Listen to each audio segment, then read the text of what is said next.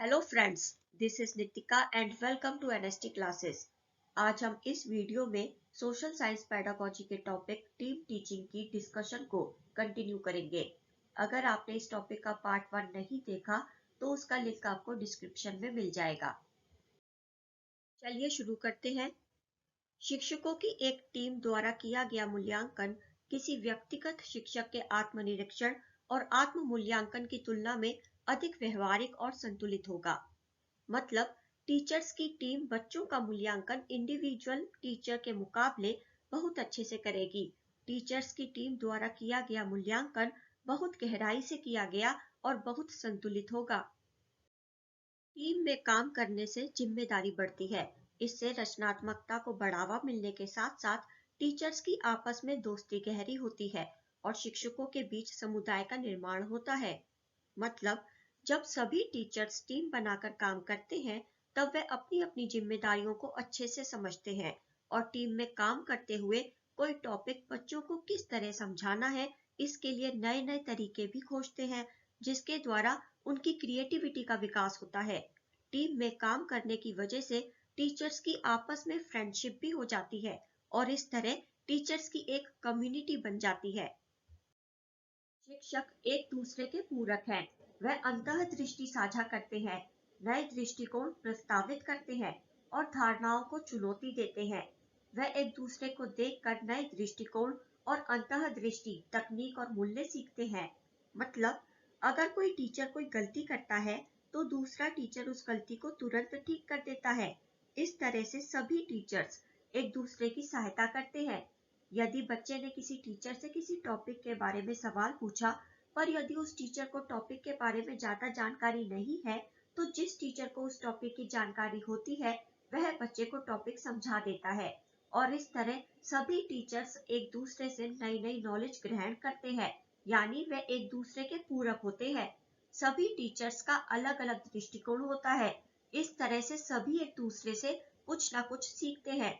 अगर बच्चों को पढ़ाते वक्त कोई चुनौती आती है तो सभी मिलकर उस चुनौती का सामना भी करते हैं।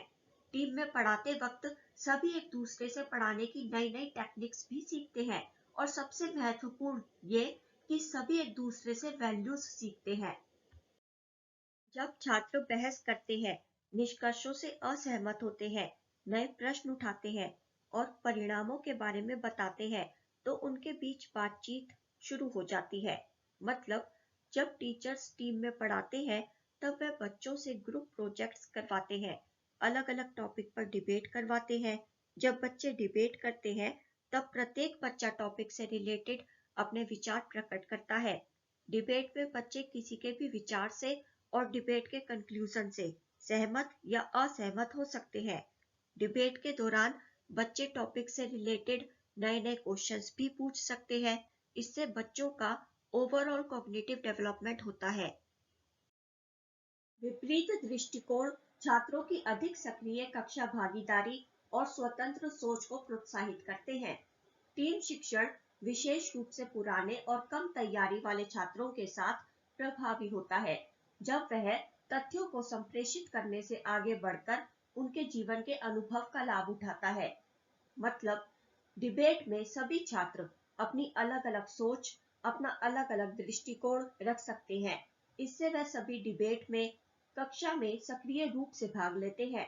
एक तरह से डिबेट छात्रों की स्वतंत्र सोच को प्रोत्साहित करती है।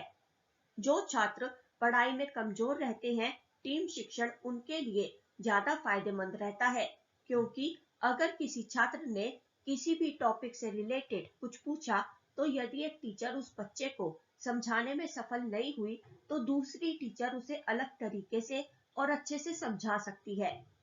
टीम शिक्षण के दौरान टीचर्स छात्रों को विषय समझाने के लिए उनके जीवन के अनुभवों का भी उपयोग करते हैं।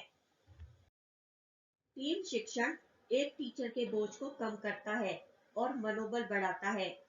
दूसरे शिक्षक की उपस्थिति से छात्र शिक्षक की व्यक्तित्व संबंधी समस्याएं कम हो जाती हैं। आपातकालीन स्थिति में कक्षा चलने के दौरान टीम का एक सदस्य समस्या पर ध्यान दे सकता है। मतलब जब टीचर्स टीम में पढ़ाते हैं तब एक टीचर पर बच्चों को पढ़ाने का जो बोझ होता है वह कम हो जाता है।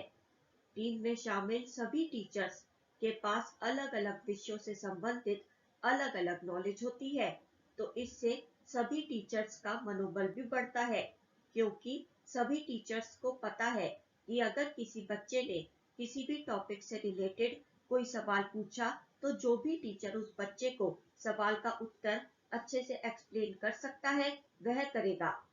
इससे टीम में शामिल प्रत्येक टीचर को एक दूसरे से नई नई नॉलेज ग्रहण करने का भी मौका मिलता है। और टीम टीचिंग के दौरान जब क्लास में पढ़ाई चल रही हो, तब एक टीचर बच्चों की सभी या फिर हर प्रकार की प्रॉब्लम्स को अटेंड कर सकता है। निर्णय लेने में साझेदारी से आत्मविश्वास बढ़ता है। जैसे जैसे शिक्षक शिक्षण और सीखने की गुणवत्ता में सुधार देखते हैं, उनका आत्मसम्मान और खुशी बढ़ती है। यह स्कूल के प्रति फैकल्टी की वफादारी में सहायता करता है। मतलब, छात्रों को पढ़ाने के लिए जब सभी टीचर्स आपस में मिलकर कुछ महत्वपूर्ण डिसीजंस लेते हैं, तो इससे सभी का कॉन्फिडेंस बढ़ता है। अगर स्कूल में कोई नई टीचर जॉब पर लगी है, तो जब वह टीम में शामिल एक्सपीरियंस्ड टीचर्स के साथ मिलकर पढ़ाती है, तो उसकी टीचिंग और सीखने की गुणवत्ता में बहुत सुधार होता है।